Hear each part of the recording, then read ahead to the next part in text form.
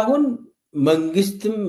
መንግስትም ዱርዬ መንግስትም የለም በዚህ ሰዓት ያው ሽፍታ ነው አብይ ሽፍታ ነው ነገር ግን እንደው የሆነ ነገር አዲስ አበባ እንኳን አይቆጣጠርም እነኚህ ሰዎች አዲስ አበባ ውስጥ ነው የታገቱት ስለዚህ የመጨረሻ ዘመን ደርሷል አብይ በዚህ ሰዓት አብይ ምን አይነት ካርዶችን ይጠቀማል ወዴት ሊያመራ ይችላል ምን ሊያደርግ ይችላል ስለዚህ ምን ካርዶች አሉ በኋላ ምን ማድረግ አለብን ለምለው ወደ መጨረሻ አካባቢ እንመጣበታለን አብይ የሚጠቀምባቸው እንደ መሳሪያ እንደ ካርድም እንደ እልቂት ካርድም የሚጠቀምባቸው ምን ናቸው ታና አብይ መጨረሻ ላይ ተስፋ ሲቆርጥ ምን ማድረግ እንደሚፈልግ ይሄው አሳይቶናል ኖ ላይ መግለጫ አውጥቶ አሳይቶናል ነግሮናል ምን ማድረግ እንደሚፈልግ እስከየት ለመሄድ ፍቃደኛ እንደሆነ አብይ ሰው አልሰማ ብሎ ተቸገረ እንጂ በተደጋጋሚ ተናግሯል ታስታውስ እንደሆነ የኢትዮጵያ ኦርቶዶክስ ቤተክርስቲያን ተበጥብጦ ራሱ ባዘመታቸው ዘማቾች ተበጥብጦ መጨረሻ ላይ በቲቪ ራሱ ቀርጾ ያሰማን ነገር ነበር ለምንድነው እንደዚህ አይነት ነገር የሚደረገው ብሎ ሰው በጣም ሲጨነቅ ነበር አብይ ግን በቴሌቪዥን አው ቪዲዮ እስካሁን አለ በግልጽ ወጥቶ የተናገረው ነገር አለ ኢትዮጵያ ውስጥ ሰው የደርግን ግድያ ነው ትልቅ ነገር አድርጎ የሚያወራው ቀይ ሽብርን ነው አለ የኛ በብዙ እጥፍ ይበልጣል አብይ ነው እንደዚህ የተናገረው ሰው አልሰማ ብሎ ነው የተቸገረው እሱ በብዙ እጥፍ ነው የሚበልጠው እኛን ከነካችሁ እንፈጃችኋለን ነው ያለው እንደዚህ ነው የተናገረው እና ምን ለማድረግ ፍቃደኛ እንደሆነ አብይ ሰው አልሰማ ብሎ ነው የተቸገረው እንጂ የሱ ፖሊሲ የሱ አሁን ሰው የታለ የኢኮኖሚክ ፖሊሲ ማህበራዊ ፖሊሲ የታለ ብሎ ነው የሚጨነቀው ሰው የአብይ ማህበራዊ ፖሊሲ ግድያ የፖለቲካ ቁማሩ ግድያ የውጭ ግንኙነት ፖሊሲው ራሱ ግድያ እንደዚህ ነው የሚያደርገው በዚህ ነው ፖለቲካ የሚሰራው ምንድነው መጨረሻ ላይ የሚያመጣቸው ካርዶች ካልከኝ የፍጅት ካርድ ነው ያያዘ አብይ ምልክቱን ነው እያሳየ ያለው በነገራችን ምልክቱን ነው እያሳየ ያለው እኔ ባለፈው ተናግሬያለሁ ወዴት እየሄድን ነው የአብይ እንቅስቃሴ እኮ ይሄ አልቆም ያለው የጅምላ ግድያ አንድ ጊዜ ኖኖ ላይ አንድ ጊዜ ሆሮ ጉድሩ ላይ አንድ ጊዜ ምዕራብ ወለጋ ላይ አንድ ጊዜ አርሲ ላይ አልቆም ያለው ይሄ ወዴት እየወሰደን ነው ብዬ የ20ኛ መቶ ክፍለ ዘመን ሶስቱ ትላልቅ ዘርፍጅት ክስተቶችን አንስቼ ተናግሬ ነበር የምታስታውሰው ሶስቱም በመንግስት ነው የተፈጸሙት የትግራይ ጄኖሳይድም የተፈጸመው በመንግስት ነው አሁን የተለያዩ ኃይሎች ዘምተው ይሆን ይችላል አዝማቹ የጅምላ ፍጅቱ ባለቤት ግን መንግስት ነው ወይ ደግሞ መንግስት ነኝ ብሎ ራሱን የሚጠራ የአገርን ሀብት የተቆጣጠረ የሰውና የንብረት ሀብት የተቆጣጠረ የታጠቀ የተደራጀ ኃይል ሰዎች እንደሚሉት እቺን አገር የሚያስፈራት የጎንዮሽ ግጭት አይደለም እኔ እንዲህ አይመስለኝም አብይ እያስፈራራ ያለው እንዳለ በጅምላ ፈጃችኋለሁ ብሎ ነው እያስፈራራ ያለው ምልክት እየላከ ያለው መልእክት ይሄ እኮ አንተ ቅድም ሆስቴጅ ሆነዋል፣ ኦሮሚያ ውስጥ ያሉ አማሮች ሆስቴጅ ሆነዋል። ምልክት ነው እያሳየ ያለው። በጅምላ ፈጃቸዋለሁ እያለ ነው። ሰው አልሰማ ብሎ ነው የተቸገረው። እኛንን በቃ እየደነዘዝ ነው። እኛንን ህዝቡ ነው የደነዘዘው። አብይ እኔ የምፈልገውን ነገር የማታደርጉ ከሆነ እፈጃቸዋለሁ ብሎ መልእክት እየላከ ነው። ምን ማለቱ ነው? ህፃናትና ሴቶችን ሰብስቦ ሲገድል ምን እያለ ነው? በእኔ እጅ ነው ያላችሁት፣ በፈለግኩ ጊዜ በመቶ ሺዎች እፈጃቸዋለሁ የሚል ሰውዬ ኖኖ ላይ ሄዶ ራሱ ካምፕ ማዕከላዊ ኢትዮጵያ የሚባል ክልል ላይ ሄዶ ካምፕ የሰራላቸው ወታደሮች መጥተው የኦሮሞን ነዋሪዎች ፈጅተው ሲመለሱ ምን እያለ ነው? በእኔ እጅ ነው ያላችሁት፣ ከፈለግኩ በመቶ ሺዎች ነው የምፈጃችሁ እያለ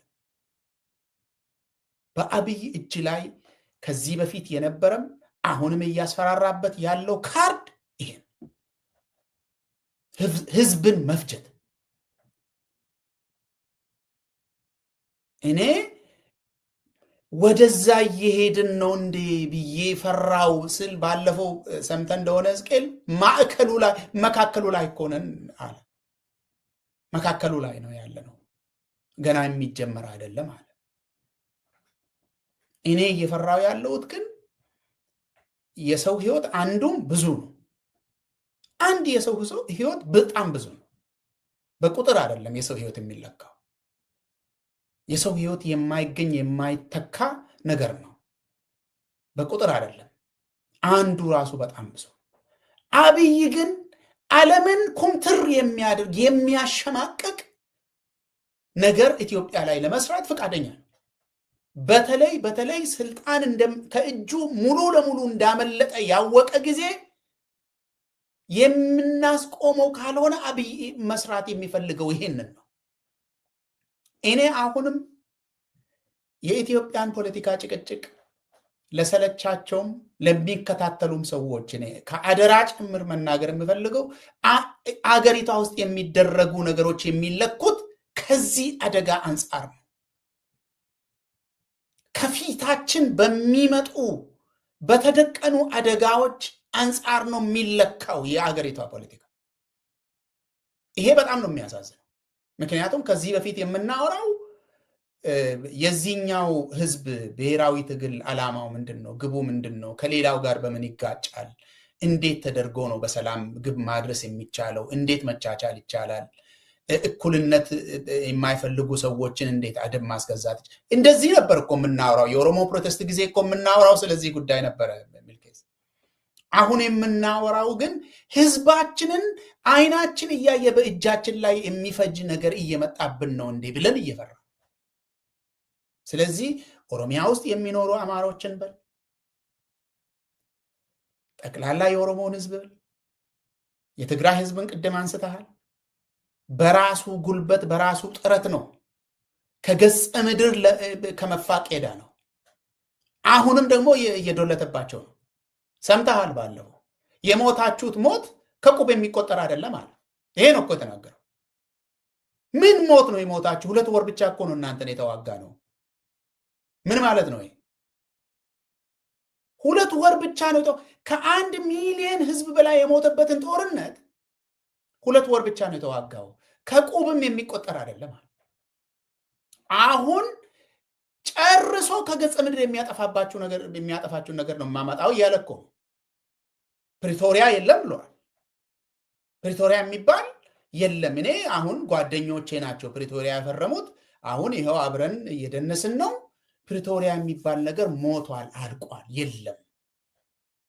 እኔና ትግራይን ተኩስ ያስቆመው ኃይል አሁን በህይወት የለም ብለዋል። ትግራይንም እያስፈራራ ነው እያልኩ በግልጽ በአደባባይ ወጥቶ በመግለጫ እያስፈራራ፣ ሌላውን ደግሞ የገደለ እያስፈራራ፣ በአጠቃላይ ምልክሳ እያስፈራራ ያለው እፈጃቸዋለሁ ብሎ እያስፈራራ። አሁን ከዚህ በፊት አልፈጀም እንደ ልትለይ ትችላለህ። አብይ አህመድ ከዚህ በፊት ያደረግኩት ነገር መቼ አያችሁና ነው እያለ እኮ ነው። የትግራይን ነገር ሲነግርህ እኮ ግድያ እንኳን እንዲህ አይደለም እያለ ነው። ዘር ፍጅት እንዴት ትላላችሁ? ይህንን ዘር ፍጅትማ ይሄ አይደለም አሳያችኋለሁ የሚል ሰውዬ ነው። በነገራችን ላይ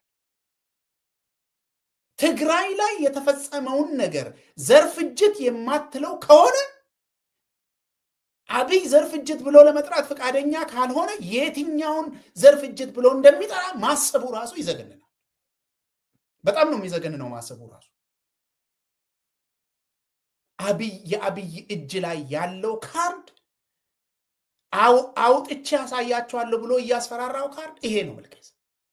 ሁለተኛው በጣም ደክሞ በድካም ገንዘብ እያፈሰሰ እየሰራ ያለው ሃይማኖቶች በራሳቸው ጊዜ የግጭት ማዕከል ሆነው እንዲጋጩ፣ በተለይ የክርስትናና የእስልምና ተከታዮች እሱ በአዝማችነት ቢሰራም በራሳቸው ፍቃድ እንዲፋጁ ማድረግ ነው።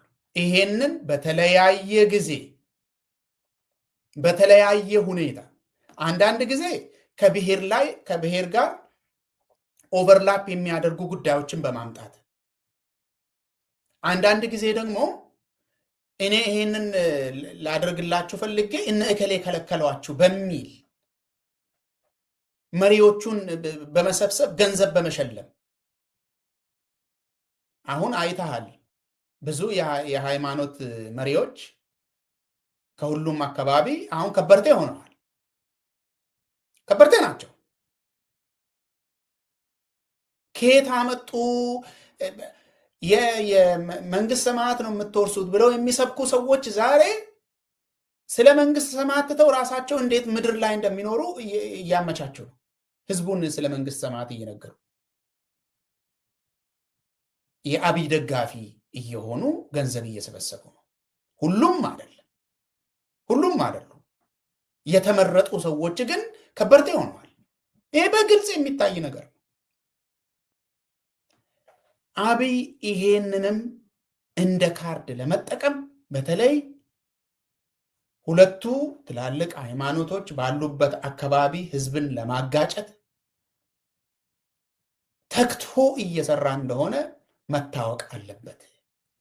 እና እኔ እጁ ላይ ምን አለ ካልከኝ እየነገረን ነው ብያለሁ።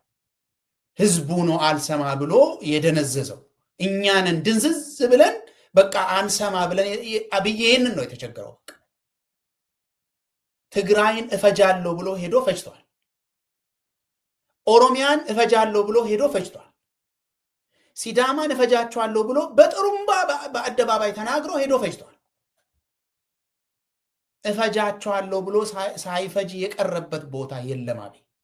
አሁን ደግሞ ዘር ፍጅት እያሉ የማይሆን ከቁብ የማይገባ 1 ሚሊዮን እያሉ ስሙን ያበላሹብኛል እያለ እኮ ነው። ዘር ፍጅት አላያችሁም። እንዴት ዘር ፍጅት? አንድ ሰው 1 ሚሊዮን ሰው እንዴት ዘር ፍጅት ትላላችሁ? እንዲህ እኮ አይደለም። እሱን እንኳን አላያችሁም የሚል ሰውዬ ነው። ይሄ ቅድም እንዳልኩ ስታስበው ራሱ የሚያስደነግጥ ነው። ስለዚህ አብይ እጁ ላይ ያለው ካርድ ይሄ ነው። ይሄንን ካርድ ይዣለሁ ብሎ እያስፈራራ ነው። እሱ ያለውን ነው እያስፈራራ ነው። እጄ ላይ ያለው ካርድ ይሄ ነው ብሎ እያስፈራራ ነው በአደባባይ።